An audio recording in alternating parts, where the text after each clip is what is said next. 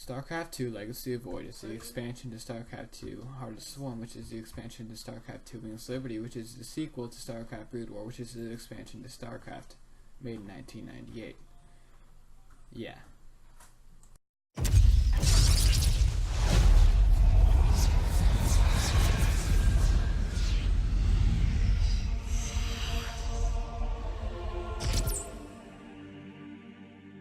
After everything we've been through,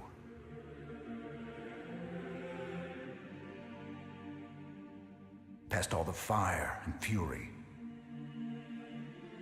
our war has always been about saving lives. We just gotta finish what we begun. Because some things are just worth fighting for.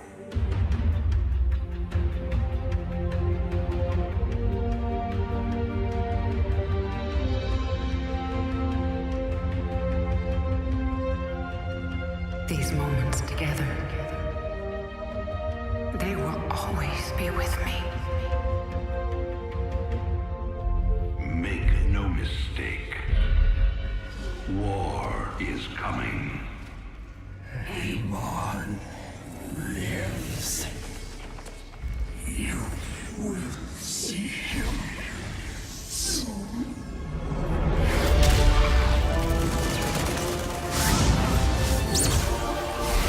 The end war has come. Amon's fury will engulf the entire galaxy.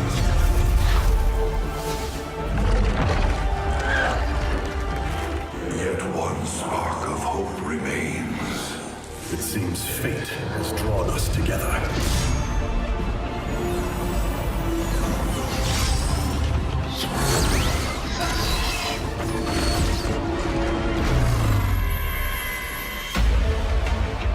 Death is the fate of all warriors.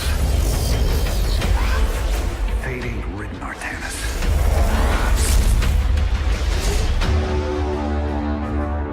End this thing, once and for all.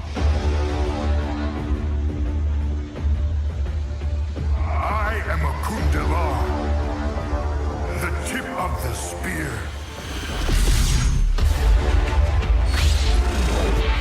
We are the Protoss, children of ancient gods. We are the firstborn, and we shall be the last left standing.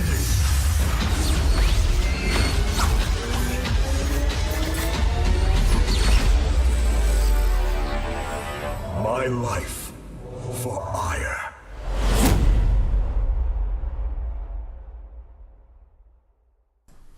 StarCraft 2 Legacy of Void is a fast-paced competitive RTS that features three unique races: Terran, Protoss,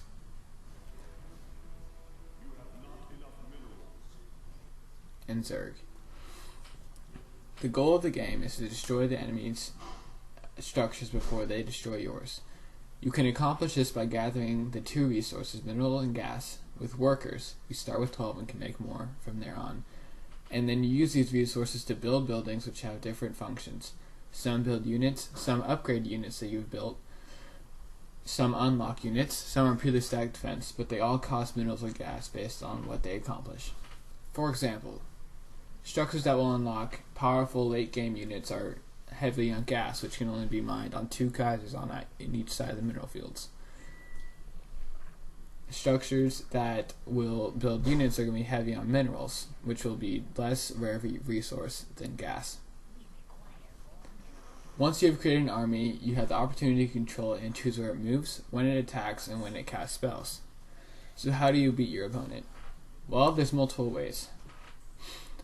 The key to beating your opponent is to outsmart them in some way, either by establishing a economy so large that they can't keep up, rushing out as many units as you can before they can build something to counter it, find the weaknesses in your opponent's army and exploiting that. There are countless ways to win, but I'm not going to go into all of them for time's sake.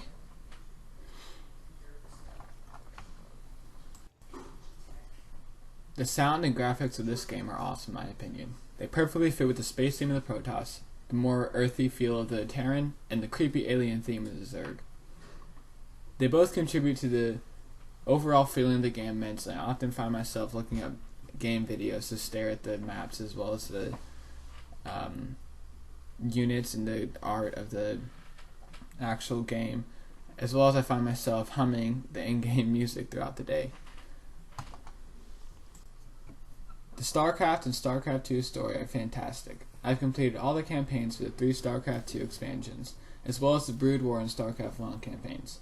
It's a thrilling story, but it's very complex, and I'm not really going to get into it right now. Like, the entire story in just cutscenes is like 8 hours long, and the playthrough of the campaign itself is like multiple days long.